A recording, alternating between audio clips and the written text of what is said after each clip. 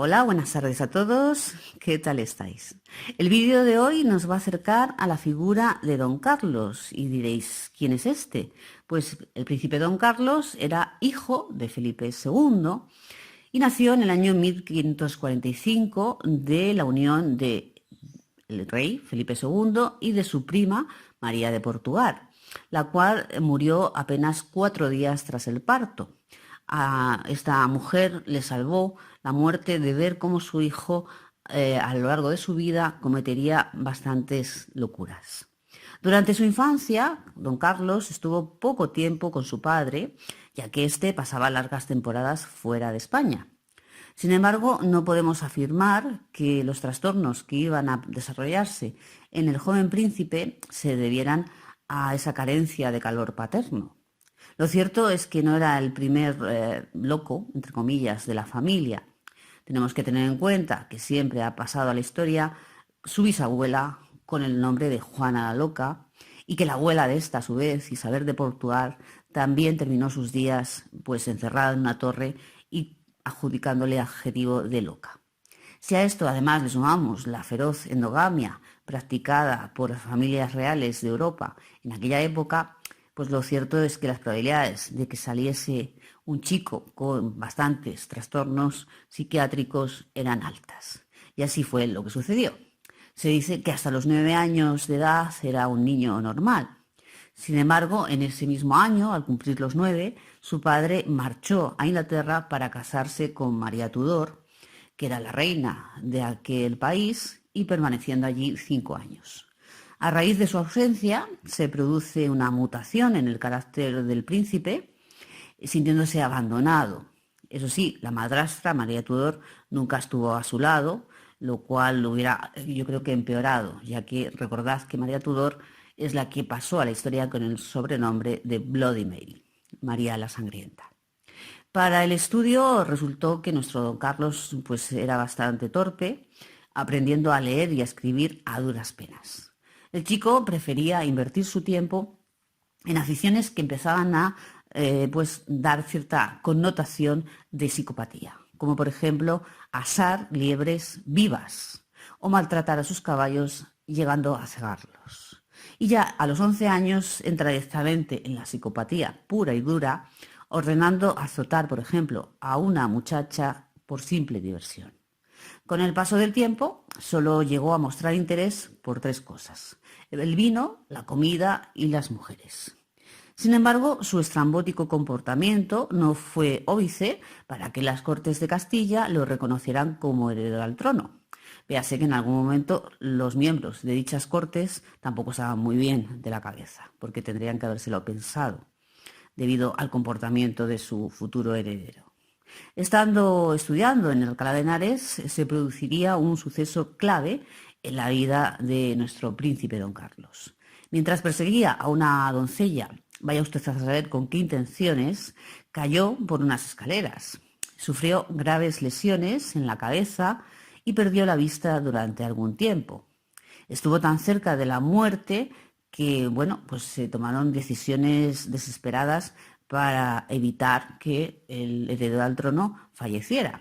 Por ejemplo, pues contrataron los servicios de un curandero, luego acostaron junto a él a la momia de Fray Diego de Alcalá. Debía de ser una cosa poco higiénica eso de tener una momia acostada a tu lado, hasta que el príncipe de Asturias cayó en manos, afortunadamente, del médico de su padre, de Felipe II, el cual milagrosamente logró curarle.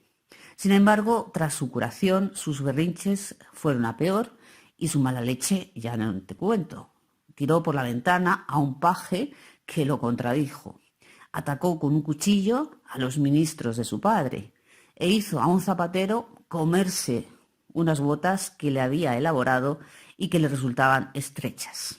Su conducta era tan escabrosa que los embajadores recomendaron a todos los reyes de Europa que ni tan siquiera pasase por su cabeza pues, contraer matrimonio a algunas de sus hijas, cualquiera de sus hijas, con este príncipe tan encantador y maravilloso. Pese a todo, su padre decidió que don Carlos tomara parte en los asuntos de Estado, permitiéndole asistir a reuniones y mantener correspondencia con ministros.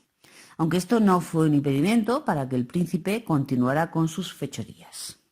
Por ejemplo, ordenó quemar una casa desde la que se arrojó agua sucia que lo manchó de forma accidental e intentó apuñalar al gran duque de Alba.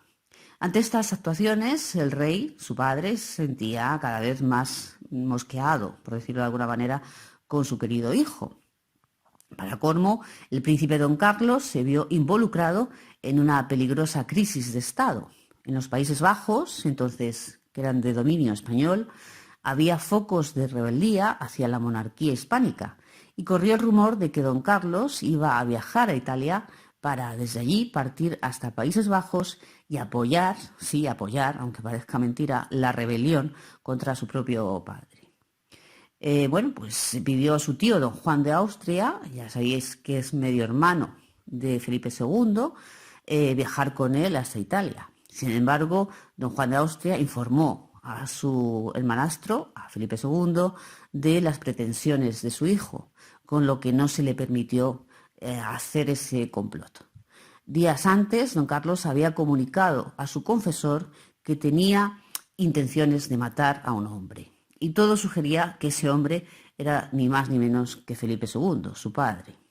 Se especuló incluso con la posible conversión del príncipe al protestantismo.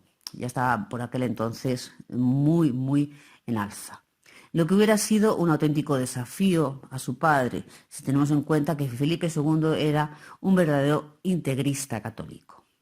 Ante esto, Felipe II no tuvo más remedio que tomar medidas drásticas. ¿Y cuáles eran? ¿Castigarle sin salir? ¿No darle paga semanal para irse al cine? Pues no, evidentemente no daba lugar en aquella época, sino que una noche el rey entró en las dependencias del heredero con casco y espada para arrestarlo. Finalmente fue encerrado en el castillo de Arévalo, en Ávila. Pero no mejoró el príncipe don Carlos durante su cautiverio. Adelgazó a causa de las huelgas de hambre y su semblante se hizo terrorífico. Además, al muchacho le dio por tragar cosas como un anillo de diamantes que tenía. Solamente pues no sabemos si por llamar la atención o por su auténtica locura. Finalmente, el príncipe Carlos, hijo de Felipe II, murió de hambre durante su presidio, ya que esto de tragarse una sortija pues no es que alimente mucho, no tiene mucho aporte calórico, no os lo aconsejo. Así dejó tras su muerte poco pesar en general, tanto en el padre como incluso en los que le llegaron a conocer. Se rumoreó si la participación del rey había sido la causa de la muerte y no en realidad la desnutrición de nuestro Carlos. Con la muerte de este hijo, Felipe II se volvió melancólico y taciturno, quedando marcado de por vida. Una vez muerto, el príncipe aumentaba la esperanza de que la figura que había de ocupar el trono español no fuera un perturbado, obsesionado con fastidiar a quienes lo rodeasen. Felipe II tuvo numerosos hijos de los distintos matrimonios que contrajo. De entre los numerosos hijos de Felipe II, heredó al trono terminaría siendo su penúltimo hijo, el futuro Felipe III. Este sería un monarca tristemente famoso por pasar un poco del tema de los gobiernos y colocar al frente de esa tarea a uno de los mayores corruptos de la historia de España, el duque de Lerma. Además, sería quien inauguraría el periodo de decadencia del vasto imperio español. Y hasta aquí el vídeo de hoy. Espero que os haya gustado y que os haya resultado interesante. Lamento haber utilizado la palabra loco con bastante frecuencia.